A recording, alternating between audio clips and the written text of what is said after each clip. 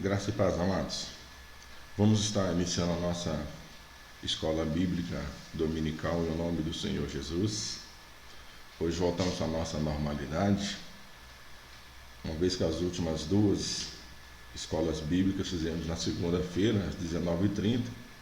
Hoje permitiu o Senhor que voltássemos ao domingo, hoje dia 23 de agosto de 2020, nessa manhã que é bem fria, mas Deus já está nos abençoando para a glória do seu nome. Vamos estar orando em nome do Senhor Jesus. Senhor Deus, em nome de Jesus, louvamos ao Senhor na beleza de tua santidade. Te agradecemos pela noite que o Senhor nos concedeu, onde nós deitamos, dormimos e despertamos, porque o Senhor nos sustenta. Pai Santo, te agradecemos porque na manhã desse dia as tuas misericórdias se renovaram sobre as nossas vidas e o Senhor nos concedeu o perdão dos nossos pecados. O sangue de Jesus, o teu Filho, nos purificou de toda a iniquidade. Estamos agora reunidos adorando ao Senhor, ó Pai Santo, e para meditarmos na tua palavra, que é lâmpada para os nossos pés e luz para os nossos caminhos. Que o teu Espírito Santo venha iluminar os olhos do nosso entendimento. Ó Deus, para que todos nós venhamos compreender a revelação do Senhor para as nossas vidas. Abençoe cada irmão, cada irmã que está acompanhando essa transmissão. Aqueles que vão, ó Deus, vê-la após o encerramento, em outro momento. Que a tua graça venha alcançar a todos. Pai, em especial, lhe peço visita ao pai do pastor Guilherme, da Igreja Renovada ali do centro. Ó Deus, que o Senhor venha restabelecer a saúde daquele homem. Pai Santo, cura, que o Senhor venha fortalecê-lo, que a sua presença venha se manifestar na vida para a glória do teu nome. É o que te pedimos, certos da vitória, em o nome do Senhor Jesus. Graças a Deus. Bem, quero pedir a você que está nos acompanhando, se for possível, que compartilhe também essa transmissão no seu Facebook, para que mais pessoas sejam alcançadas pela palavra de Deus. Nós também estamos no YouTube, canal Rômulo Barra. Você, se quiser acompanhar os outros estudos que já foram ministrados aqui, pode acompanhar. Foram 3 estudos sobre os anjos, angelologia. E dentro de Mateus capítulo 10 já fizemos 9 encontros. Você vai encontrar todos esses estudos lá para a glória do Senhor. Hoje nós vamos fazer o 10º encontro dentro desse estudo de Mateus capítulo 10. Só lembrando que o último encontro nós vimos Mateus 10, 24 e 25, onde nós meditamos, na verdade, que basta ao discípulo ser como o seu mestre. O Senhor Jesus já tinha dito, não é o discípulo mais do que o mestre, nem o servo mais do que o seu senhor. Basta ao discípulo ser como o seu mestre e ao servo como o seu senhor. Se chamaram Beelzebul ao pai de família, quanto mais aos seus domésticos. Meditamos nesta verdade e vimos que nós, discípulos de Cristo, temos um único objetivo, nos tornarmos iguais a Ele. Ele é o nosso exemplo, Ele é o nosso guia.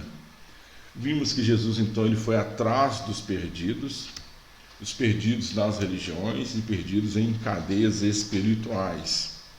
E fizemos uma observação que Jesus chamava esses perdidos não com promessas de bens materiais.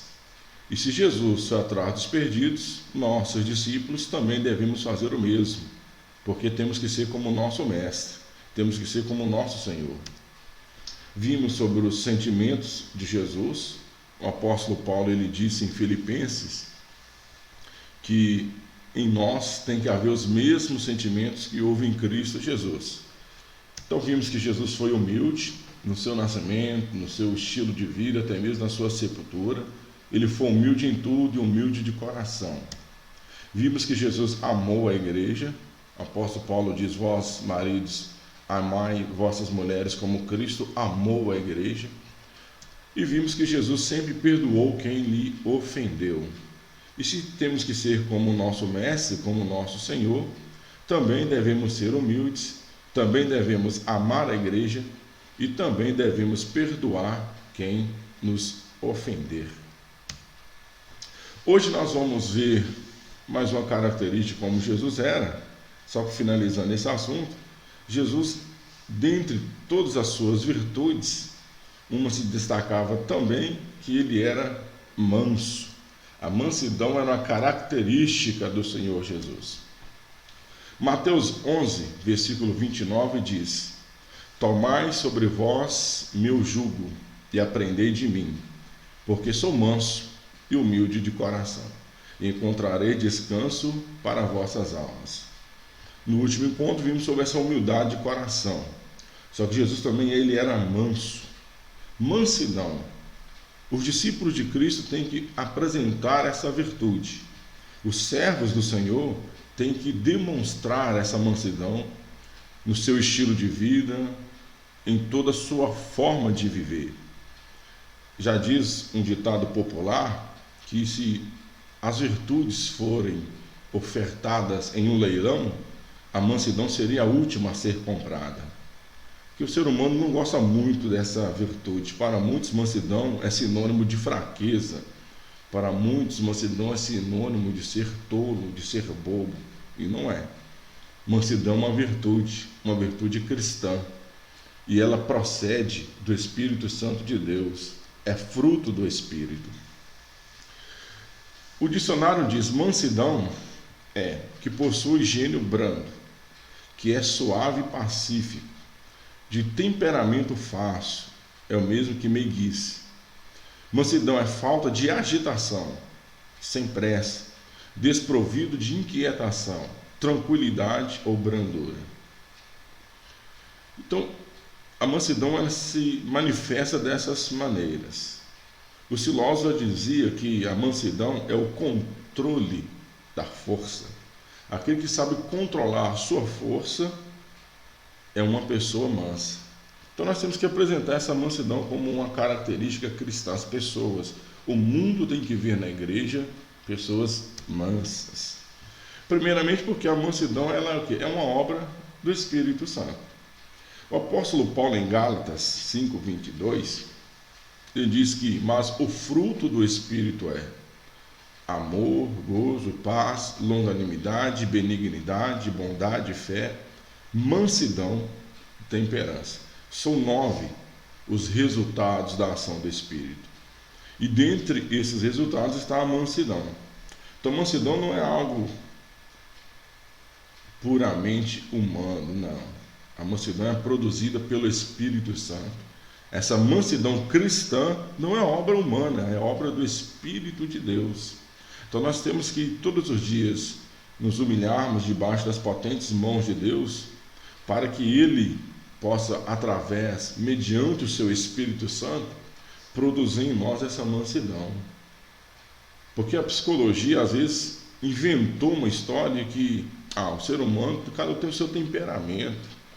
Você não é manso por causa do seu temperamento, você é fleumático e tudo mais. Lê do engano do diabo. Não importa o seu temperamento, isso é obra do Espírito Santo. O Espírito Santo pode produzir mansidão em qualquer pessoa, em qualquer um dos seus servos, em qualquer um dos discípulos de Cristo. Não importa o temperamento que você tenha. Quanto mais você se render, se esvaziar de si mesmo, mais o Espírito de Deus vai te preencher. E onde o Espírito Santo está, o seu fruto, o resultado da sua ação, o resultado da sua habitação, vai ser a mansidão. Então todos nós que somos templos do Espírito Santo, nós devemos buscar essa mansidão no Espírito de Deus. Pedir que Ele produza isso em nós, que Ele venha trabalhar em nossos corações, em nossas vidas, de forma tal que sejamos pessoas mansas para a glória de Deus, porque queremos ser como o nosso Mestre, queremos ser como o nosso Senhor. E as áreas de manifestação dessa mansidão? Tiago, capítulo 3, versículo 13, ele diz assim: quem dentre vós é sábio e entendido? Mostre pelo seu bom trato as suas obras em mansidão de sabedoria. Então a mansidão ela se manifesta em todas as nossas obras.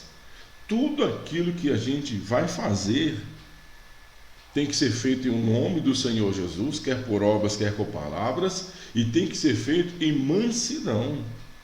Não fazemos nada por força, por ignorância, com brutalidade, com ódio, não. Nós fazemos as coisas de Deus, a obra do Senhor, em mansidão. Porque, afinal de contas, nós já vimos em alguns outros estudos para trás que não fazemos nada por força nem por violência, mas é pelo Espírito Santo. Então nós temos que demonstrar essa mansidão. Quando formos pregar, evangelizar, fazer visitas, pastorear, aconselhar, orar, quando formos fazer algo para Deus, as nossas obras têm que ser obras feitas com mansidão. E essas obras, elas muitas vezes se darão nos nossos relacionamentos, que nós nos relacionamos, somos um corpo, diz o apóstolo Paulo, e todos estamos ligados uns aos outros.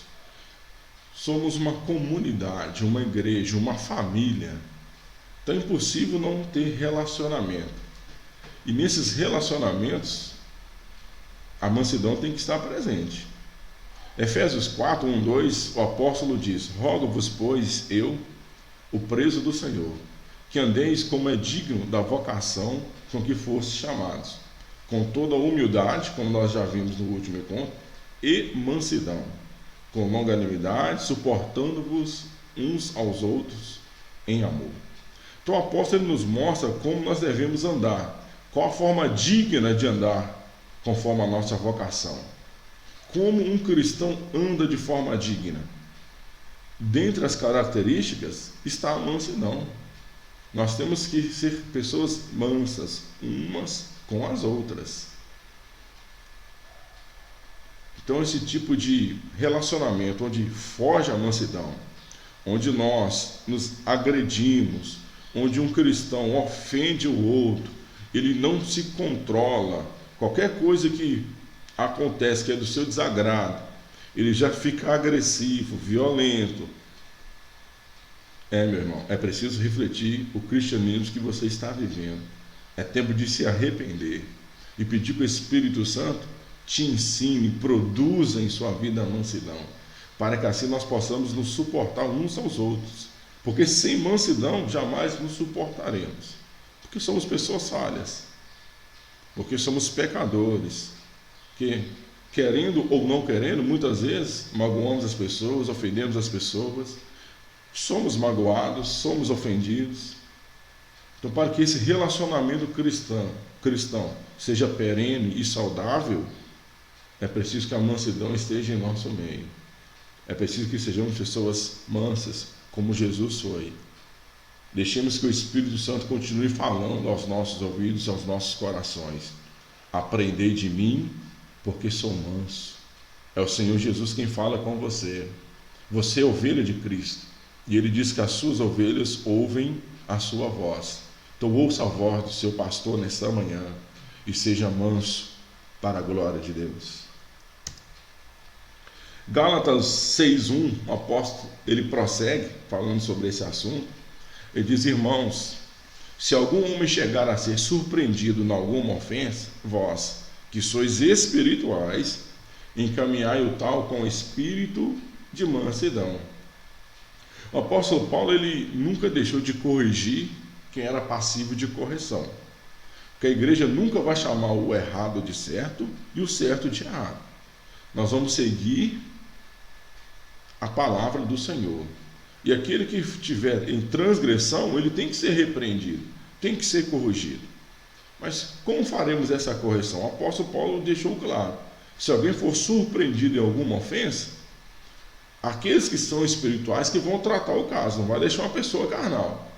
E como esses espirituais vão resolver? Vai encaminhar a pessoa, vai repreender, mas como? Com espírito de mansidão. Até na correção, até na repreensão, devemos ser pessoas mansas.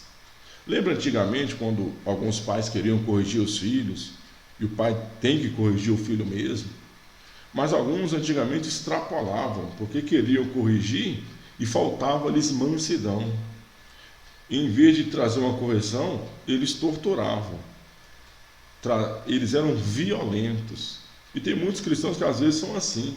Quer repreender o irmão que foi surpreendido em alguma ofensa, mas viram verdadeiros torturadores, algozes. Não, meu irmão. Temos que repreender aquele que está falho, mas com espírito de mansidão. Que essa mansidão esteja presente em nossas vidas, para que o nome do Senhor seja glorificado em o nome de Jesus.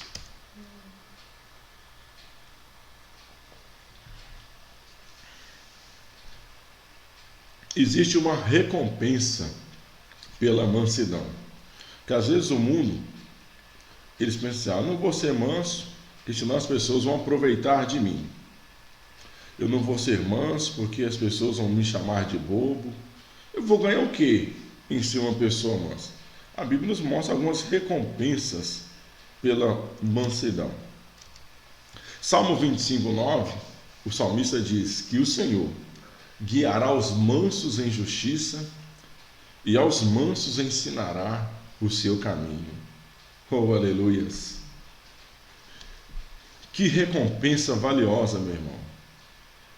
Se o Espírito Santo produzir em nossas vidas essa mansidão, se buscarmos nele que a produção desse fruto em nossas vidas, como recompensa, Deus nos guiará em justiça. Por que apenas os mansos Deus guiará em justiça? Porque o apóstolo ele foi claro que na ira do homem não opera a justiça de Deus. Ira é o contrário da mansidão. Se você é uma pessoa iracunda, uma pessoa que se ira facilmente, que deixa o sol se pôr sobre a sua justiça, Deus não vai te guiar. Se você deixa o sol se pôr sobre a sua ira, Deus não vai te guiar em sua justiça. Porque onde está a ira do homem, não opera a justiça de Deus. Então aqueles que são mansos, esses sim, eles se rendem à presença de Deus. Eles se sujeitam à vontade de Deus. E assim Deus os guiará em justiça. E além de ser guiado em justiça, aos mansos é ensinado o seu caminho. Deus vai ensinar o seu caminho aos mansos, que são pessoas que têm um espírito calmo, que é sem inquietação, que sabem e esperam ouvir a voz do Senhor, seu Deus. Então vale a pena buscar a mansidão, porque estaremos sendo guiados no caminho da justiça e no caminho de Deus. Mateus 5,5, o Senhor Jesus, nas bem-aventuranças, ele diz: bem-aventurados os mansos, porque eles herdarão a terra. Que recompensa gloriosa! Aos mansos será dado a terra, eles herdarão a terra. Então vale a pena. Não é sinal de fraqueza, não é sinônimo de ser uma pessoa ingênua, não, é ser bem-aventurado. Bem, além de Jesus ser manso, ele também era movido de íntima compaixão.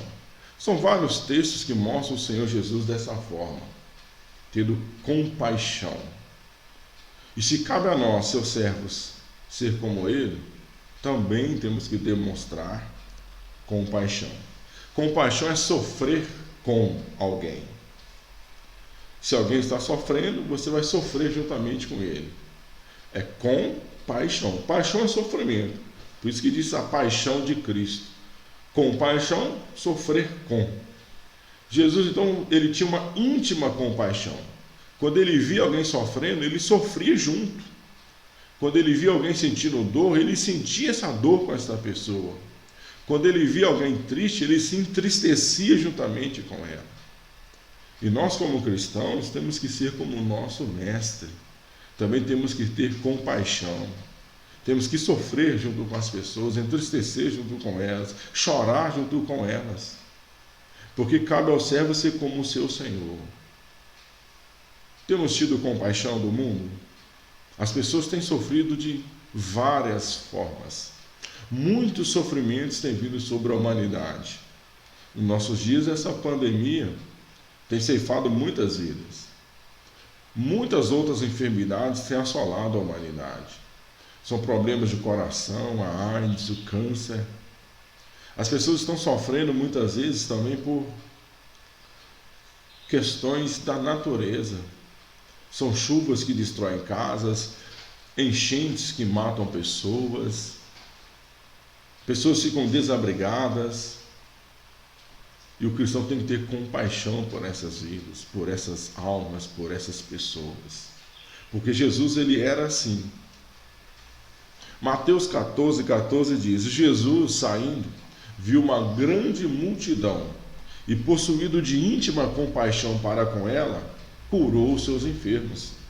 Então, se tinha uma classe de pessoas que sempre recebia a compaixão de Cristo, eram os enfermos. Todas as vezes que um enfermo chegava para ele, para Jesus, solicitando-lhe a sua intervenção, o seu toque, ele o curava. Ele nunca disse não ao enfermo, porque ele tinha compaixão pelos enfermos. Aqui o texto diz que ele, movido de uma íntima compaixão pela multidão, curou os seus enfermos. Ele olhou para a multidão e ali tinha pessoas cegas, pessoas paralíticas, pessoas leprosas. E isso trouxe uma compaixão no coração do mestre. E ele, movido dessa compaixão, curou as suas enfermidades. Jesus é o mesmo ontem, hoje e eternamente. Ele não mudou. E nós temos que ter compaixão pelos enfermos. Visitá-los, assisti-los, demonstrar amor. Porque somos cristãos. Temos que ser como o nosso mestre. Temos que orar por eles, orar com eles.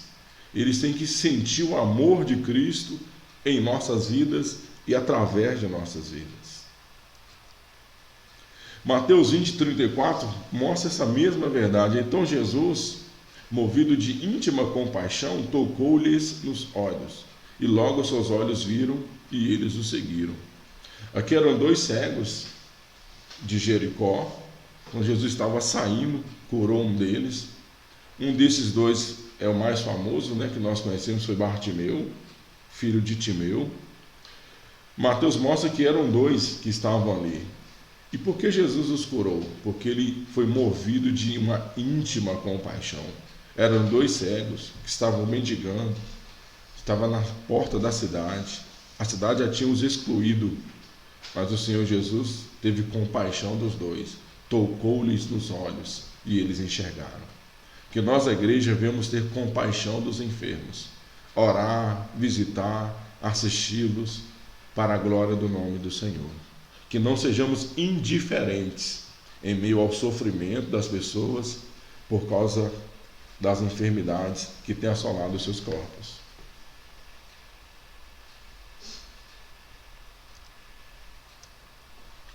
Marcos 1:41, o evangelista Marcos, ele também disse: Jesus, movido de grande compaixão, estendeu a mão, tocou-o e lhe disse: quero ser limpo. Isso era um leproso que chegou perto do Senhor Jesus e disse: Senhor, se quiseres, podes tornar-me limpo. A lepra na época de Jesus era talvez a pior das enfermidades, não havia cura. Nessa época existiam os leprosários, as pessoas que eram cometidas de lepra tinham que viver isoladas, separadas, excluídas. Um deles correu até Jesus, se humilhou diante do mestre e pediu-lhe a cura. E Jesus, então, movido de grande compaixão, estendeu a mão e o tocou. E ao toque de Jesus, ele foi limpo. Jesus, ele diz: quero ser limpo. Porque Jesus sempre teve compaixão dos enfermos. Se você está enfermo nessa manhã, creia na cura divina. Deus pode restaurar a sua saúde em o nome do Senhor Jesus. Só que Jesus, além de ter compaixão pelos enfermos, ele teve compaixão das pessoas por causa também da fome. Marcos 8:2 diz: tenho compaixão da multidão, porque já há 3 dias que estão comigo e não têm o que comer. Você tem uma outra causa que provocou a compaixão de Cristo foi a fome. Aqui o texto diz que a multidão estava acompanhando a Jesus. E já tinha 3 dias que eles estavam ali. E muitos não tinham mais o que comer. Começaram a ter fome. Então Jesus, ele teve compaixão dessa multidão, porque eles não tinham o que comer. A fome, infelizmente, assola a humanidade e o nosso país. Hoje, aqui talvez a nossa realidade, Vale do Aço, a gente não vê tanto, mas se andarmos um pouco mais adiante, chegando ali no Vale de Jequitinhonha, nós vamos ver uma outra realidade completamente diferente da nossa. E muitas vezes os cristãos ficam desapercebidos quanto a isso. Afinal de contas, eles têm a sua casa, a sua cama, têm a comida todos os dias, e esquece que no mundo existem pessoas famintas que estão necessitadas. E cabe a nós, como igreja, também assisti-los, ter compaixão dessas pessoas. Se tivermos condições financeiras de ajudar, que estendemos as mãos. Quantas vezes o cristão hoje em dia, influenciado por pensamentos políticos e filosóficos, não quer mais nem ajudar as pessoas que passam na sua porta solicitando um prato de comida, deixam de ajudar as pessoas tendo condição. Nós temos que demonstrar o caráter de Cristo, a virtude de Cristo, ser como o nosso mestre. E Jesus teve compaixão das pessoas por causa da fome. Que também sejamos movidos dessa íntima compaixão e ajudemos os necessitados para a glória de Deus. 1 João 3,17, olha o que o apóstolo diz: quem, pois, tiver bens no mundo, quem tiver, e vendo o seu irmão necessitado, lhe cerrar as suas entranhas, como reside nele o amor de Deus? É preciso que nós venhamos entender que a nossa fé, o nosso amor, não é apenas teórico. Tem que ser prático. É aquela famosa praxis romana, que é a junção da teoria com a prática. É isso que temos que fazer. Temos que pregar o amor e viver o amor. E aqui o apóstolo João ele faz isso. Se você tem bens no mundo e vê o seu irmão necessitado e lhe cerrar as entranhas, não suprir a necessidade do seu irmão, como reside em você o amor de Deus? Impossível. Aonde reside o amor de Deus, existe compaixão. E essa compaixão vai te levar a ajudar o seu irmão. Se somos realmente semelhantes a Cristo, se queremos ser como nosso Mestre, nosso Senhor, que tenhamos compaixão das pessoas e ajudemos o necessitado quando assim tivermos condições. E ajudar o necessitado, porque hoje o que acontece, às vezes as pessoas também querem holofortes, vão ajudar, mas querem demonstrar aos outros que estão ajudando. O Senhor Jesus disse que só a mão direita fizer, a esquerda não tem que saber. Eu vou levar uma cesta básica para o irmão, vou tirar uma foto, vou fazer até uma live, que eu estou ajudando o irmão. Isso não é demonstrar amor. Quem tem que vir você ajudando o irmão é o irmão necessitado e Deus. E assim você estará demonstrando o caráter de Cristo em nome de Jesus. Tiago também fala sobre isso. Se o irmão ou a irmã estiverem nus e tiverem falta de mantimento cotidiano, estão afligidos pela fome, e algum de vós lhe disser: ide em paz, aquentai-vos e fartai-vos, só profetizar a bênção na vida, irmão, e não lhes derdes as coisas necessárias para o corpo, que proveito virá daí? Não adianta. O irmão está passando por necessidade financeira, eu vou fazer uma campanha aqui de oração e vou orar para Deus abrir as portas. Eu tenho até que orar sim. Mas após a oração, eu despedir o irmão sem lhe oferecer nada, nenhum bem material, tendo condição, não tem proveito nenhum isso. O irmão está necessitando, o frio está aí, não tem cobertor, não tem nenhuma roupa de frio, e você tem tanta roupa de frio na sua casa que nem usa mais. Tantos cobertores, está até morfando o guarda-roupa e não consegue doar para ninguém. Isso não tem proveito nenhum. Quem é semelhante a Cristo tem compaixão das pessoas que estão famintas. Jesus teve compaixão por causa também da família desestruturada. Quando ele viu uma família destruída, ele tinha compaixão. Lucas 7,13 diz o texto: e vendo-a, o Senhor moveu-se de íntima compaixão por ela e disse-lhe: não chores. Esse texto fala da viúva de Naim. Ela perdeu agora o seu único filho. Era uma mulher que morava na cidade de Naim, que já era viúva, ou seja, já não tinha um marido. E agora ela perde um único filho. A sua família, então, tinha acabado ali, estava destruída. Quando o Senhor Jesus viu aquilo, o texto diz que ele foi movido de íntima compaixão por ela e disse: não chores. Tocou no esquife, o morto reviveu e ele entregou o filho à mãe. Ou seja, a compaixão de Cristo era também pelas famílias que estavam sendo destruídas. E nós, como cristãos, temos que ter também compaixão dessas famílias. Quantas famílias destruídas por causa dos vícios das drogas? Quantas famílias destruídas por causa dos pecados sexuais? Quantas famílias destruídas por causa da violência doméstica? E nós, cristãos, estamos negligenciando essa assistência. Temos que ter compaixão. Temos que orar por essas famílias e assisti-las. Visitar, aconselhar, orientar. Não podemos fingir que nada está acontecendo, porque as famílias estão sendo destruídas. E muitas vezes nós estamos nas nossas bolhas, esquecemos que ao derredor, o nosso vizinho, a família está sendo destruída. Aquele amigo do trabalho está com a família destruída e nós não estamos fazendo nada. Temos que ter compaixão.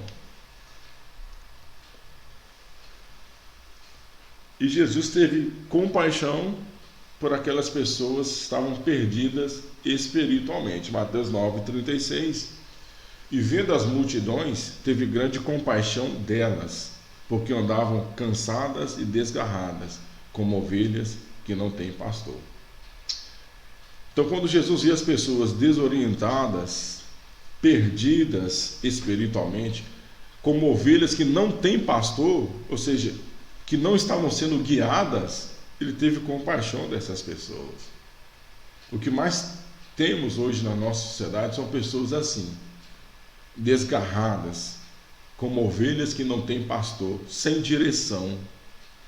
Estão sendo guiadas por mercenários, estão sendo guiadas pela mídia, estão sendo guiadas por filósofos, estão sendo guiadas por cientistas políticos, estão como ovelhas que não têm pastor. Temos que ter compaixão dessas pessoas, dessa multidão, e levá-las ao conhecimento de Cristo, sumo pastor, aquele que pode levá-los aos céus. Marcos 6,34, Jesus saindo viu uma grande multidão e teve compaixão deles, porque eram como ovelhas que não têm pastor, e começou a ensinar-lhes muitas coisas. Então aqui Marcos nos mostra que, diante dessa compaixão pelos perdidos, Jesus fez o quê? Qual o antídoto? Ensinou-lhes. Então, se nós tivermos compaixão dessas pessoas que estão como ovelhas que não têm pastor, nós vamos ensinar-lhes a palavra de Deus, vamos ensinar-lhes o Evangelho de Cristo. É isso que temos que fazer. A pessoa está desorientada, está se autolesionando, tendo pensamentos de suicídio, ela está desorientada. Precisamos ensinar-lhes a palavra de Deus. Precisamos mostrar-lhes o amor de Cristo. Basta ao mestre, ao discípulo, ser como o seu mestre, e ao servo como o seu senhor. Jesus teve compaixão. E por fim, a última característica, eu quero falar de como Jesus era, e que nós temos que imitá-lo. Jesus, ele odeia o pecado. Hebreus 7, 26. Porque nos convinha tal sumo sacerdote, falando de Cristo, santo, inocente, imaculado, separado dos pecadores e feito mais sublime do que os céus. Esse é o Jesus que nós servimos. Santo, inocente, imaculado. O apóstolo Paulo diz que ele não conheceu o pecado. Ele era santo, foi perfeito. E por isso ele odeia o pecado. E temos que sentir o que ele sentiu. Quando nascemos de novo, nós passamos também a aborrecer do pecado. Eu sei que às vezes continuamos pecadores, mas aborrecemos o pecado. Quando o pecado nos vence, nos entristecemos. Não mais amamos o pecado. O velho homem se deleitava nos prazeres carnais. O velho homem sentia prazer ao pecar. Hoje não. Nascemos de novo. Nós temos ódio pelo pecado, aborrecemos do pecado.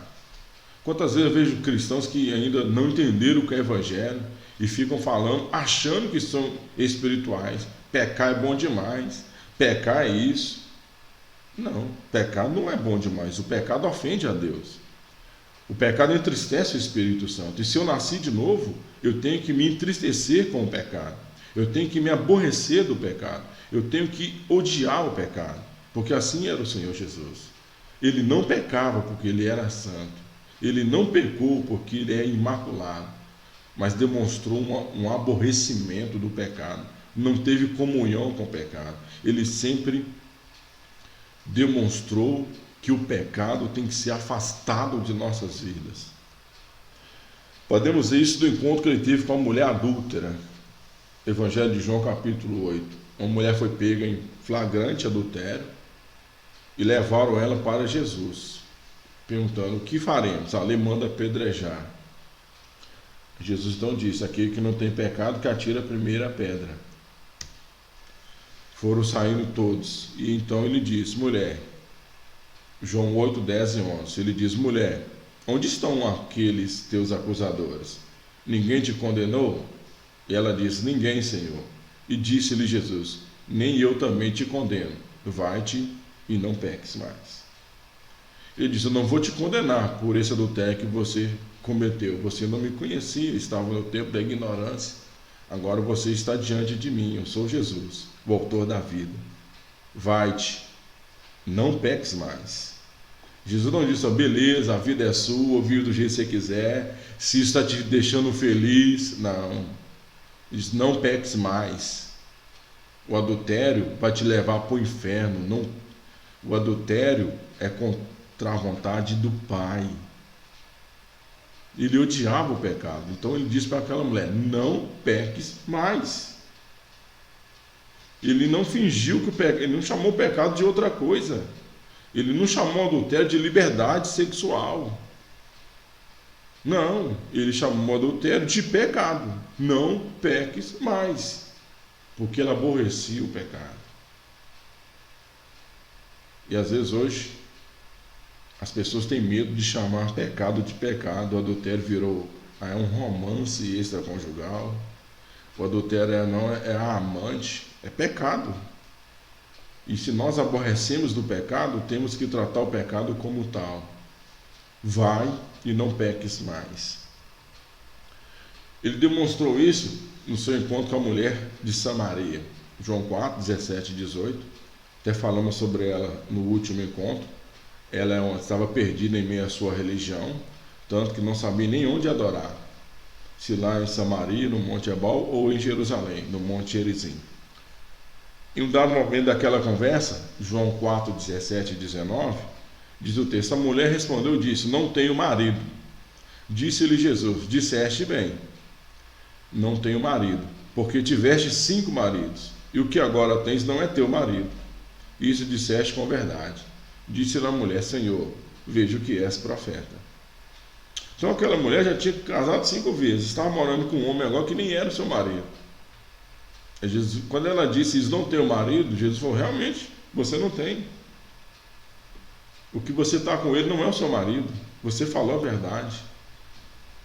porque ele odiava o pecado. Ele não disse, não, beleza, ele é seu marido, você está morando junto, o que importa é que é o desejo do coração, essa união estável. Não, Jesus disse, ele não é o seu marido, você disse a verdade, porque ele odeia o pecado, ele aborrece o pecado, e cabe a nós, servos, ser como o nosso Senhor. Temos que aborrecer do pecado, fugir da aparência do mal. Jesus é a mulher que ungiu seus pés. Está em Lucas 7, 47 e 48.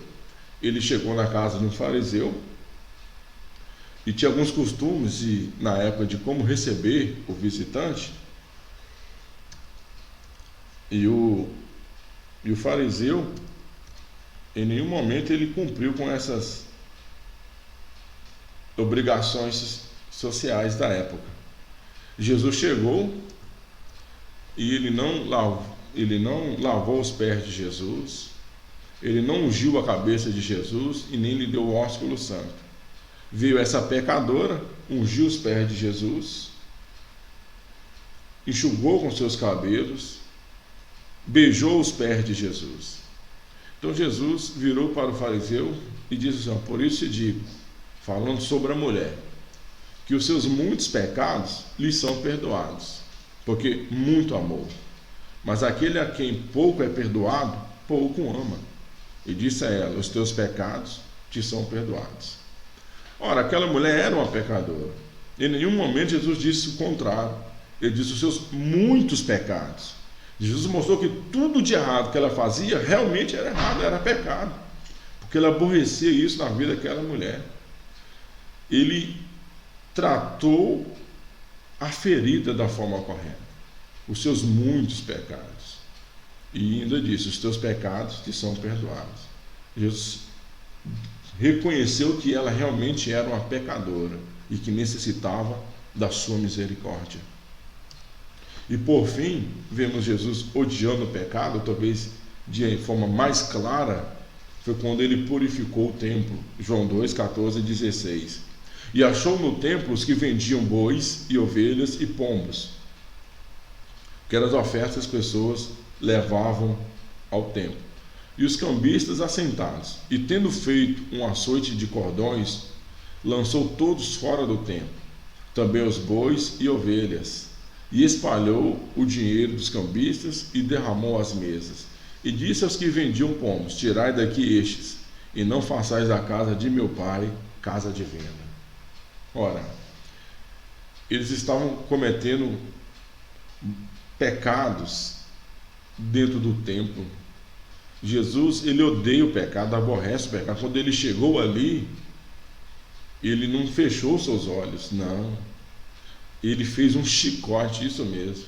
Derrubou as mesas, tirou os cambistas ali, tirou os bois, as ovelhas, e mandou os que vendiam pombo tirar eles dali, senão ele também ia soltar os pombos. Ele acabou com aquela bagunça dentro do templo, ele purificou o templo do Senhor, e tirou o pecado ali de dentro, porque ele odeia o pecado, e ele sempre vai tirar o pecado de dentro da casa de Deus, sempre fará. Na sua mão, diz Mateus, tem a pá para limpar a sua eira. Ele sempre vai limpar a sua eira, tirando toda a sujeira, tirando toda a imundície. E se ele é assim, aborrece o pecado, nós também temos que aborrecer o pecado em nossas vidas e demonstrarmos a santidade para a glória do nome do Senhor. Bem,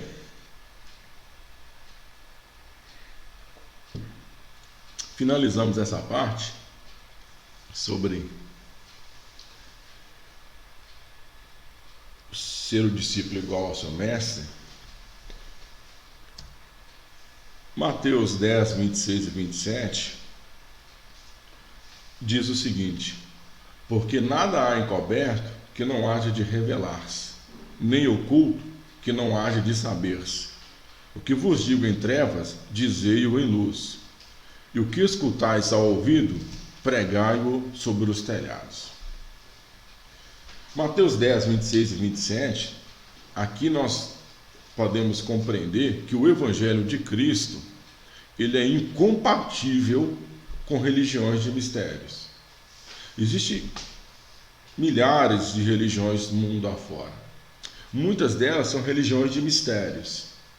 E essas religiões de mistérios todas as outras religiões já são incompatíveis com o cristianismo. E as de mistérios são ainda mais incompatíveis, porque no Evangelho não existe nada de mistério. Não. Se tem algo que é misterioso, então não é Evangelho de Cristo. Porque não há nada encoberto que não seja revelado. Jesus, o que estava oculto em Deus no passado, se revelou a nós. Ele veio para nos revelar toda a vontade do Pai. E o que ele nos dizia em trevas, que estávamos nas trevas, nós temos que dizer em luz. O que nós escutamos ao ouvido, temos que pregar sobre os telhados. Então todas as doutrinas, os ensinamentos do Evangelho têm que ser anunciados de forma clara para todos. Não existe mistérios. Religião de mistério é assim. São aquelas religiões onde ela é dividida por níveis ou por graus. A pessoa está no nível 1, ela não sabe nada, não tem nenhum conhecimento que é dado do nível 2. É escondido a ela. A pessoa está no grau 1, não sabe nada do que é ensinado no grau 2, porque isso é escondido a ela. No cristianismo não tem isso. Todas as doutrinas são para todos. Aqui não há mistério. Aqui não há nada encoberto. Religião de mistério é aquelas religiões onde os seus rituais são desconhecidos de todos, só para aqueles que estão naquele grau.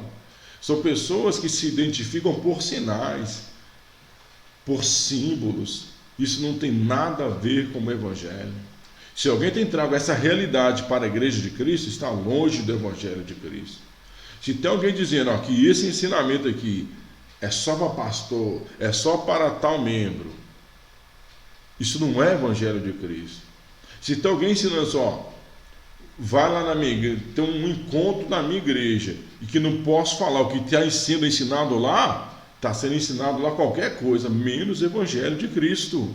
Porque o Evangelho de Cristo tem que ser anunciado sobre os telhados. O que eu ensino aqui, eu ensino na igreja, eu ensino na escola, eu ensino no trabalho, em qualquer lugar. O que eu recebi ao ouvido, eu prego sobre o telhado.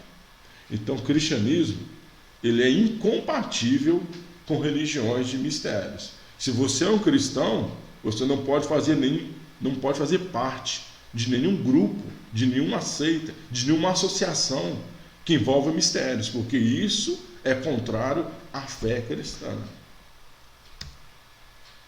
Religião de mistério é baseada em um conjunto de crenças e práticas que são reveladas apenas aos iniciados em seus segredos. Isso é uma definição básica do que é uma religião de mistério. Por essa definição, podemos ver que isso não é a Igreja de Cristo. Porque a Igreja de Cristo ela é baseada nos ensinamentos do Senhor. E esses ensinamentos são para todos, sem segredos, sem mistérios. Existem algumas religiões de mistérios, umas mais antigas, outras mais modernas. Por exemplo, os gnósticos. Os gnósticos são um conjunto de crenças religiosas oriunda da região do Mediterrâneo, baseados em interpretações de relatos bíblicos e apócrifos, pelo viés filosófico e de cultos de mistérios, grego-romanos e orientais. Os gnósticos achavam que eles eram iluminados pelo conhecimento, pelo saber, e eles tinham cultos de mistérios, que somente aqueles que pertenciam ali conheciam o que era feito lá dentro. Tem muitas religiões assim. O marido pertence a esse grupo, nem a esposa sabe que ele é, ou quando sabe, não é informado o que acontece, que não pode falar. Isso não é cristianismo. Se você é cristão, a sua esposa não é, e aí perguntar o que está acontecendo no culto, você vai falar tudo o que acontece no culto, não tem segredo. Se ela quiser vir visitar a sua igreja, ela pode, não escondemos nada. E religião de mistério, não. Se você não faz parte do grupo, você não pode ir ao culto, não pode assistir às cerimônias. Isso é incompatível com a nossa fé, é incompatível com o cristianismo. Existe o culto de Ísis, também uma outra religião de mistério. Esse culto de Ísis foi uma das principais divindades no Antigo Egito. cuja adoração chegou até o mundo grego-romano. Os mistérios eram conhecidos como os mistérios de Ísis. Esses mistérios de Ísis nada mais eram que rituais de iniciação religiosa, realizados no culto à deusa Ísis. Esses rituais não eram abertos ao público. Ninguém conhecia como era, apenas os adeptos de lá. Eram trancados a 7 chaves. Isso não tem nada a ver com o cristianismo. Se alguém chegar e como é que você é a liturgia dos seus cultos, nós vamos falar. Se alguém perguntar qual que é as doutrinas de fé, nós vamos ensinar. Como que é os seus cultos, nós vamos mostrar. Porque cristianismo tem que ser para todos, anunciado a todos. Aquilo que aprendemos em trevas, trazemos à luz. Aquilo que escutamos ao ouvido, anunciamos do telhado. Existe o culto de Mitra. O mitraísmo é uma religião de mistérios. O culto a Mitra surgiu na Índia e foi difundido pela Pérsia. Os soldados romanos introduziram o culto de Mitra no Império Romano a partir de campanhas militares nas suas fronteiras orientais. E alguns escritores romanos referiam a ele como mistérios de mitraicos ou mistérios de Mitra. Hoje até sabemos alguma coisa sobre esse culto, porque acabou o culto de Mitra e os historiadores acharam alguns livros que mostravam como era esse culto a Mitra. Só que em sua época, somente quem pertencia a essa seita, a essa religião, que tinha o conhecimento dos mistérios mitraicos, que tinha o conhecimento das liturgias, dos cultos. As pessoas de fora não. Até o lugar de suas reuniões eram em cavernas, eram escondidos, porque era um culto de mistérios. Isso é incompatível com a religião cristã. Por que incompatível? Porque o cristianismo é uma religião que tem sua fé e doutrina abertas ao público. Confessamos a Cristo publicamente, primeiro. Na religião de mistério, não.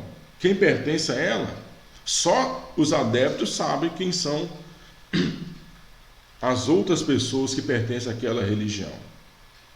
Pessoas de fora, não. Tem vizinhos que nunca saberão que um outro vizinho dele pertence a uma religião de mistério, porque é escondido, é secreto. O cristão não, ele confessa a Cristo publicamente. Todos os meus conhecidos sabem que sou cristão, porque eu confesso a Jesus publicamente. Mateus 10, 32 e 33, Jesus diz: portanto, qualquer que me confessar diante dos homens, eu confessarei diante de meu Pai que está nos céus. Mas qualquer que me negar diante dos homens, eu negarei também diante de meu Pai que está nos céus. Então o próprio Jesus deixou claro que temos que confessá-lo diante dos homens. Não somos agentes secretos de Jesus, não. Temos que confessá-lo diante das pessoas. Na sua escola todos têm que saber que você é cristão. Na sua empresa todos têm que saber que você é cristão.